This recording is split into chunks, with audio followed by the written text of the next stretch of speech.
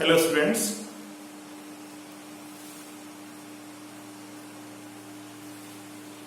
Hello students. I am Sajan Bharadwaj. Today I am with you, not with the usual study of our syllabus. Rather I am going to discuss a very important change which CBSE has done for class 9 student regarding this session 2020-21. आप सभी जानते हैं कि present scenario में schools are not regular, online study हो रही है, but बहुत सारे स्टूडेंट अभी भी ऐसे हैं जो सफर कर रहे हैं। इस वजह से उनको ठीक से मटेरियल नहीं मिल पाता है, पर्टिकुलरली जो रिमोट एरियाज में रहते हैं, गांव के बच्चे हैं। ठीक है, तो ऐसे बच्चों को ध्यान में रखते हुए सीबीएसई ने एक डिसीजन लिया है, क्योंकि स्कूल रेगुलर नहीं लग रहे हैं, तो सीबीएसई ने एक बहुत इंपॉर्टेंट डिसीजन लिया है। अबाउट 30% सिलेबस, ठीक है, have been reduced from class 9 to 12। Is that clear? तो आज हम उस रिडक्शन के बारे में बात करेंगे, उस डिलीशन के बारे में बात करेंगे, ना कि हम रूटीन में कोई टॉपिक लेंगे। So this video is going to be very important, और मेरी आपसे रिक्वेस्ट है कि इसको बिल्कुल लास्ट तक आप बहुत ध्यान से देखें। कोई भी डाउट है तो आप मुझे कमेंट करके बात कर सकते हैं। और एक एडवाइस मेरी, क्योंकि ये कल ही चेंज आया है और आज ही मैं इस वीडियो को बना रहा हूं, तो एक बार आप सीबीएसई की साइट से इसे जरूर कंफर्म कर लें। हालांकि गलती की पॉसिबिलिटी तो नहीं है, still I am human being, कोई चीज छोटे मोटे दाएं बाएं हो सकते हैं। इस वीडियो को स्टार्ट करूं उससे पहले मेरी रिक्वेस्ट है कि आप एक बार इसका स्क्रीनशॉट ले लें, और उसके बाद अब हम इसे डिस्कस करना शुरू करते हैं। फर्स्ट ऑफ ऑल आप देख रहे होंगे यहां पर लिखा गया है कोर्स स्ट्रक्चर। आज सिलेबस का नाम नहीं है, चैप्टर का नाम नहीं है, टॉपिक का नाम नहीं है। कोर्स स्ट्रक्चर का मतलब ये हुआ कि हमारा जो कोर्स है क्लास 9 का, उसका स्ट्रक्चर किस तरह से रहेगा, किस बात के लिए रहेगा। फॉर एनुअल एग्जाम, इधर से देखिए, फॉर एनुअल एग्जाम, के एनुअल एग्जाम के लिए हमारे पास किस तरह से ये रहने वाला है। स्टूडेंट्स, इन रूटीन हमारा जो 9 क्लास का सिलेबस है 5 यूनिट में बांटा जाता है। यूनिट, आप में से कई बच्चों को पता ही नहीं होगा यूनिट क्या होती है, आपको केवल चैप्टर्स पता होंगे कि 15 चैप्टर है। बेटा वो चैप्टर उनके नेचर के हिसाब से अलग अलग पोर्शन में डिवाइड किए गए हैं, और यहाँ फिजिक्स, केमिस्ट्री, बायो की बात नहीं कर रहा मैं, उससे भी अलग होते हैं यूनिट्स। फर्स्ट यूनिट हमारे पास यूनिट नंबर 1 लिखा है यहाँ। यूनिट का नाम है matter, it's nature and behaviour, और इसमें हमारे पास चैप्टर नंबर 1, 2, 3, 4 ये काउंट किए जाते हैं, रूटीन में किए जाते हैं। अभी क्या डिलीट हुआ है वो मैं बाद में बताऊंगा, ठीक है। और अब इस साल जो हमारे पास एग्जाम में आएगा इस पर्टिकुलर यूनिट से, हालांकि यहां से एक चैप्टर हट जाएगा, जो चैप्टर नंबर 1 है उसके बारे में आपसे बाद में बात करने वाला हूं, और ये यूनिट आपको देगी 27 मार्क्स। अगर आपने ठीक से प्रिपेयर किया है, अपनी प्रिपरेशन बहुत बढ़िया तरीके से की है, तो आपको मैक्सिमम फुल मार्क्स अगर आते हैं इस यूनिट के क्वेश्चन से, तो आपको 27 मार्क्स मिलेंगे। दूसरी यूनिट हमारे पास ऑर्गेनाइजेशन इन लिविंग वर्ल्ड। अब देखो, लिविंग वर्ल्ड का मतलब इसमें सेल्स के बारे में, टिश्यूज के बारे में, ऑर्गेनिजम्स के बारे में, प्लांट, एनिमल, ठीक है, उनकी वर्किंग, उन सभी के बारे में डिस्कशन होता रहता है। और इसमें रूटीन में जो हम चैप्टर काउंट करते हैं वो 5, 6, 7 एंड 13, ठीक है। ये चैप्टर्स के नाम लिखे हैं, ये रूटीन में होते हैं। अब चेंज होंगे वो मैं भी बताऊंगा आपको कि क्या क्या चेंज हो गए, और इसके आपको 26 मार्क्स मिलेंगे। यूनिट नंबर 3 हमारे पास है मोशन, चैप्टर नंबर 8 है ये, force and laws of motion, ठीक है, वर्क, एनर्जी, साउंड, ये सारे चैप्टर होते हैं, और इस यूनिट का नाम है मोशन, फोर्स एंड वर्क। और यहां पर चैप्टर नंबर 8, 9, 10, 11, 12 होने चाहिए, और ये आपको देगी 27 मार्क्स। यूनिट नंबर 4 हमारे पास रहनी चाहिए थी, आवर एनवायरमेंट। अब देखो यहां मैंने एक डॉटेड लाइन लगा दी। इस डॉटेड लाइन का पर्पस ये है कि इस लाइन से ऊपर का ये जितना भी कंटेंट है, हालांकि इसमें भी कुछ चैप्टर हटाए हैं, वो मैं अभी डिस्कस करूंगा, चैप्टर वाइज बताऊंगा आपको, टॉपिक वाइज बताऊंगा। ये यहां तक का जो कंटेंट है, इसमें से आपके एनुअल एग्जाम में क्वेश्चंस आएंगे, इसलिए मैंने इधर लिखा है फॉर एनुअल एग्जाम, और यहां डॉट लगा दिया गया है, ठीक है। तो इससे ऊपर का आपके पास एनुअल एग्जाम के लिए आपने प्रिपेयर करना है। फिर हमारे पास आवर एनवायरनमेंट एक यूनिट रहती है, यूनिट नंबर 4, जिसमें चैप्टर नंबर 14 के बारे में, नेचुरल रिसोर्सेज के बारे में हम बात करते हैं। ठीक है, वो चैप्टर 14 है आपका। और अब की बात, उस चैप्टर 14 से कोई क्वेश्चन नहीं आएगा, वो हटा दिया गया है सिलेबस से एक तरह से, लेकिन वो इंटरनल असेसमेंट के लिए है। इंटरनल असेसमेंट क्या होती है अभी बताऊंगा आपको। और उसके बाद हमारे पास एक चैप्टर नंबर 15 होता था, जिसमें केवल हम फूड रिसोर्सेज के बारे में बात करते थे, इंप्रूवमेंट इन फूड रिसोर्सेज। तो वो आपके पास चैप्टर नंबर 15 था। अब वो सिलेबस से हट गया है इस साल के लिए केवल, इसलिए कोई मार्क्स उसके भी आपको नहीं मिलेंगे। तो टोटल इस तरह से अगर आप काउंट करेंगे, इन टोटल मार्क्स को लेंगे तो दे विल गिव यू 80। अब आप कहेंगे सर पेपर हमारा टोटल तो 100 का होता है जब काउंट किया जाता है, एनुअल एग्जाम आपका 80 मार्क्स का होगा, लेकिन 20 जो मार्क्स होते हैं वो आपके इंटरनल असेसमेंट के होते हैं। किसके होते हैं? Internal assessment. इंटरनल असेसमेंट का मतलब क्या है? इंटरनल असेसमेंट का मीनिंग ये होता है कि फॉर द होल ईयर जो आप काम करते हैं, आप अपनी नोटबुक को कैसे प्रिपेयर करते हैं, आपके छोटे बड़े टेस्ट होते रहते हैं जिसमें पर्टिकुलरली यूटीज बोला जाता है, यूनिट टेस्ट। ठीक है, अब की बार सीबीएसई ने बल्कि पहले से ही, रादर 1-2 साल पहले से ये सिस्टम किया हुआ है कि 3 यूटीज कंडक्ट किए जाते हैं और 3 यूटीज में से 10 मार्क्स, 2 यूटी बेस्ट जो होते हैं वो लिए जाते हैं, उनका एवरेज आउट ऑफ 10 दिया जाता है। तो आपके पास 5 + 5 वहां से आ जाएंगे, ये आपके यूटीज के हो जाएंगे। इसमें ऑब्जेक्टिव टाइप क्वेश्चन भी हो सकते हैं, इसमें सब थोड़े शॉर्ट आंसर भी हो सकते हैं। ये आपके स्कूल पर डिपेंड करता है कि वो किस तरह से कंडक्ट कराएगा, लेकिन ये टोटल आपको 10 मार्क्स मिलेंगे। 5 यूटीज से मिलते हैं और 5 के लिए वैसे तो हम 2 यूटीज लेते हैं मेनली, लेकिन इसमें आप short question answer, objective, fill-ups इस तरह के भी हो सकते हैं। उसके बाद ये हो गए 10 मार्क्स। अगले जो 5 मार्क्स है हमारे पास, वो अगले 5 मार्क्स आपको एक अलग ही चीज से मिलते हैं और उसको बोला जाता है सब्जेक्ट एनरिचमेंट। Subject enrichment.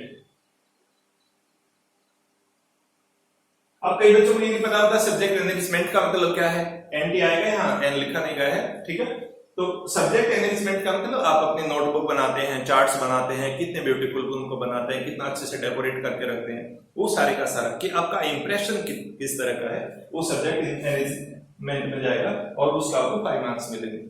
और 5 जो मार्क्स मिलते हैं, 5 मार्क्स वो मिलते हैं स्टूडेंट प्रोफाइल के। और जब मैं ये वर्ड बोलता हूं स्टूडेंट प्रोफाइल, तो कई बार बच्चे कहते हैं सर ये क्या, उनको नहीं पता, ठीक है। और बहुत सारे स्कूलों में नहीं बताया जाता बच्चों को कि स्टूडेंट प्रोफाइल होता क्या है। बेटा स्टूडेंट प्रोफाइल का मतलब ये हुआ कि एज ए स्टूडेंट आपने पूरे एकेडमिक ईयर में जो अचीवमेंट आपने ली हैं, जो टेस्ट आपने दिए हैं, जो चार्ट्स आपने बनाए हैं, कोई फील्ड वर्क आपने किया है, उस पूरे का कंप्लीट एक प्रोफाइल जो आपका बनेगा कि सर मैंने ये काम किया है। उसका एक प्लास्टिक बैग आमतौर पर बच्चे बना लेते हैं, हालांकि प्लास्टिक को हम ज्यादा प्रमोट नहीं करते हैं क्योंकि प्लास्टिक नेचर के लिए ज्यादा अच्छा नहीं होता, लेकिन फिर भी एक ट्रांसपेरेंट बैग बनाया जाता है और उसके अंदर बच्चे का पूरे साल का जितनी भी उसकी मेहनत होती है वो वहां रखी होती है और उसको 5 मार्क्स का क्रेडिट दिया जाता है, ठीक है। तो इस तरह मिलाकर के आपके पास 20 मार्क्स का हो गया और इस 20 को अगर मैं 80 में ऐड कर दूं तो टोटल आपके पास कितना हो जाएगा 100 मार्क्स। ये बात आई थिंक आपको क्लियर हो गई हो, ठीक है। अब इसको दोबारा से देख लीजिए, हमारे पास केवल ये 3 यूनिट आपके एनुअल एग्जाम के लिए हैं। इन तीनों यूनिट में से 27, 26, 27 इस तरह से मार्क्स मिलेंगे। ये जो चैप्टर नंबर आपका 14 आएगा, इस 14 के बारे में अभी बताऊंगा। ये जो यहाँ मैंने सब स्टूडेंट प्रोफाइल की जो बात की है, ठीक है, इसमें आप एक आमतौर पर वैसे तो पूरे साल का ही होता है, लेकिन इसके अंदर से इस पर्टिकुलर चैप्टर से आप चाहें तो अपना एक असाइनमेंट बना सकते हैं, एक राइटअप तैयार कर सकते हैं और उस राइटअप को भी सबमिट किया जा सकता है। इंटरनल असेसमेंट में आपका काउंट हो जाएगा। फूड के बारे में कोई बातचीत हमने नहीं करनी। तो ये तो हुआ हमारा यूनिट वाइज डिस्ट्रीब्यूशन। अब मैं आपको बता रहा हूं चैप्टर वाइज। मैंने पेज लिया हुआ है क्योंकि अभी मैंने जैसे पहले बोला क्योंकि कल ही आया है और कौन सा डिलीशन हुआ है कौन सा नहीं है सब कुछ ओरली याद नहीं है, तो I am taking the help of page. But still I will advice कि एक बार आप जरूर सीबीएसई की साइट पर जाएं और वहां जाकर के चेक कर लें जितना भी मैंने करवाया। अब देखो बेटा चैप्टर 1 आपके पास क्या है। अब मैं चैप्टर वाइज बात करूंगा। चैप्टर 1 का नाम है matter in our surrounding. Matter in our surrounding. और आपको जानकर हैरानी होगी कि अब ये चैप्टर आपके सिलेबस में नहीं है। ठीक है, ये चैप्टर आपके सिलेबस में नहीं है, इट इज कंप्लीटली डिलीटेड। ठीक है,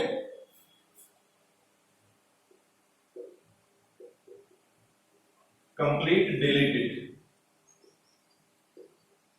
हालांकि ये सुनकर के मुझे काफी पर्सनली, मैं मेरी बात करूं तो मुझे झटका लगा, क्योंकि आप लोगों को बहुत अच्छे से ये चैप्टर करवा दिया गया है। ठीक है, चैप्टर नंबर 2 की जब हम बात करेंगे, चैप्टर नंबर 2 का आपको नाम याद होगा, is matter around us pure. एक क्वेश्चन की फॉर्म में चैप्टर आता है, तो यहां पर इस चैप्टर में नो चेंज, कोई चेंज नहीं है। सिमिलरली चैप्टर नंबर 3 में कोई चेंज नहीं है, चैप्टर नंबर 4 में भी कोई चेंज नहीं है। क्लियर हुई बात यहां तक? Chapter number 5, chapter number 6, they also have the same scenario.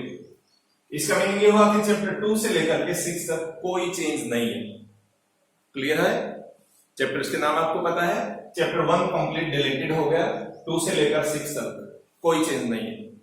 जब चैप्टर 7 की बात आएगी, चैप्टर 7 नेम क्या है? बायोडाइवर्सिटी या डाइवर्सिटी इन लिविंग ऑर्गेनिजम्स, ये चैप्टर का नाम है, बायोलॉजी का चैप्टर है वो। ये कंप्लीट डिलीट हो गया है, कंप्लीट डिलीटेड,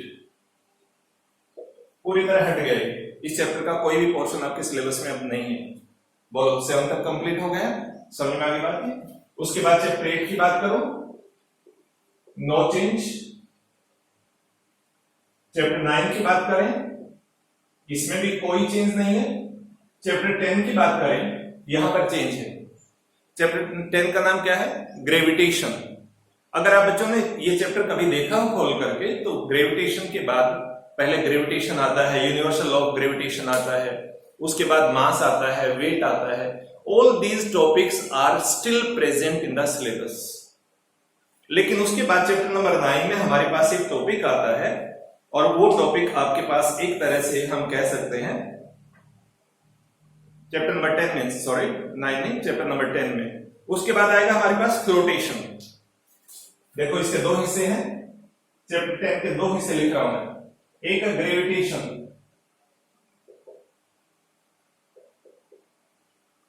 ग्रेविटेशन अभी हमें पढ़ना है। दूसरा है फ्लोटेशन। फ्लोटेशन आपका डिलीट हो गया है, ये हमें नहीं पढ़ना। फ्लोटेशन में क्या आएगा? फ्लोटेशन में आएगा बायोन्सी, इसमें आएगा आपके पास आर्किमिडीज प्रिंसिपल, इसमें आएगा रिलेटिव डेंसिटी, आर्किमिडीज प्रिंसिपल के यूजेस। ठीक है, ये सभी की सभी चीजें इसमें हैं, लेकिन ये पोर्शन आपने नहीं पढ़ना। It is the change of chapter number 10। उसके बाद चैप्टर नंबर 11 है, इसमें कोई चेंज नहीं है, नो चेंज एट ऑल। और चैप्टर नंबर 12 की जब आप बात करेंगे, जिसका नाम साउंड है, ये पूरी तरह delete, complete deleted, sound complete deleted, out of syllabus.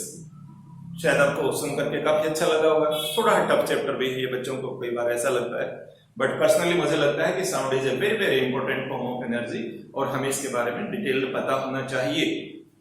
Similarly जो चैप्टर 7 था, that is also very important. जो बच्चे 11th क्लास में बायोलॉजी पढ़ने वाले हैं, उनको इस चैप्टर के डिलीट करने होने से काफी नुकसान होने वाला है। So I will request you, board ने भले डिलीट कर दिया है, but if you want to have the good knowledge, तो आप अपने लेवल पर अपने टीचर से, पेरेंट्स से, वीडियो से देख करके इस चैप्टर को जरूर पढ़ें। ठीक है, 11th में अगर आपको बायो चाहिए तो इसको जरूर पढ़िए, ये बेस है उस चीज का।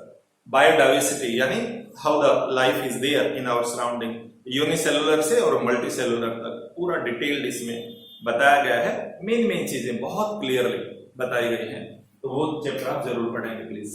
उसके बाद चैप्टर नंबर 13 है, इसमें भी नो चेंज, कोई चेंज नहीं रहेगा। तो एक बार कंप्लीट दोबारा देख लें। Chapter 1 complete deleted, chapter number 2 no change, 3, 4, 5, 6 यहां तक कोई चेंज नहीं है, राइट। चैप्टर 7 पूरा डिलीट हो गया है, कुछ भी उसमें नहीं है। चैप्टर 8 में कोई चेंज नहीं है, चैप्टर 9 में कोई चेंज नहीं है, चैप्टर 10 में पहला आधा हिस्सा प्रेजेंट है, अगला आधा हिस्सा गायब हो गया। चैप्टर 11 जो आपके पास वर्क एंड एनर्जी का है उसमें कोई चेंज नहीं है। चैप्टर 12 पूरा गायब हो गया है, साउंड कंप्लीटली डिलीटेड है। Chapter number 13 why do you fall ill, उसके बारे में कोई चेंज नहीं है, आपको ऐसे उस लेसन को लर्न करना है, स्टडी करना है।